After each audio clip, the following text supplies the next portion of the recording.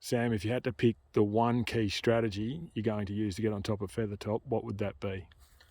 Timeliness of residual sprays. We're heavily going to rely on residual sprays again this summer. Last year we saw it worked exceptionally well when it was done on time, and this year will be no different.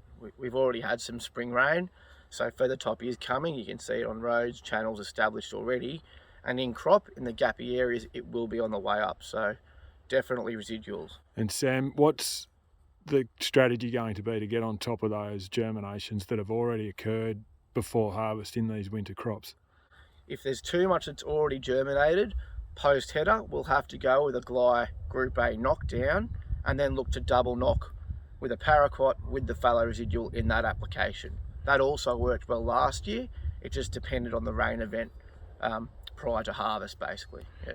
Have you seen issues with antagonism of those Group A Gly mixes when people are trying to mix other, particularly broadleaf herbicides in the tank? Can definitely happen. We try to avoid mixing with the phenoxy to reduce that level of antagonism, because it definitely can impact that Group A performance. So you'd really advocate take no prisoners on the Feathertop and come back and get on top of your broadleaf weeds later on where you've got a problem. Definitely.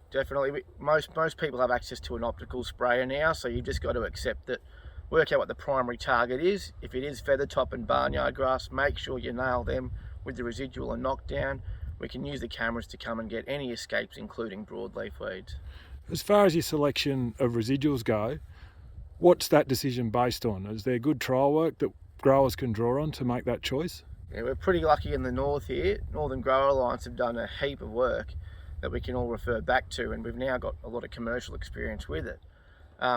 So really we refer to that and then look at the rotation.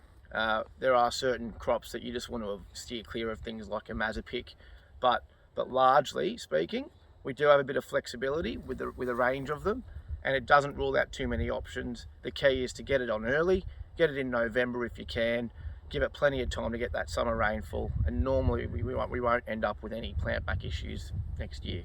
As you've mentioned, we've had rain during this harvest period. Have you observed residuals applied to the winter crop controlling Feathertop coming out into spring?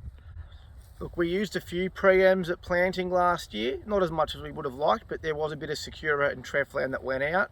It does seem to have been holding at this stage, but the crop canopy, because it's been an above average year, there's a lot of crop canopy and biomass that's also helped suppress these early germinations of Feathertop in crop. So I think that's been a pretty good tool and shouldn't be underrated. Using the crop competition and density has a big impact on suppressing germinations.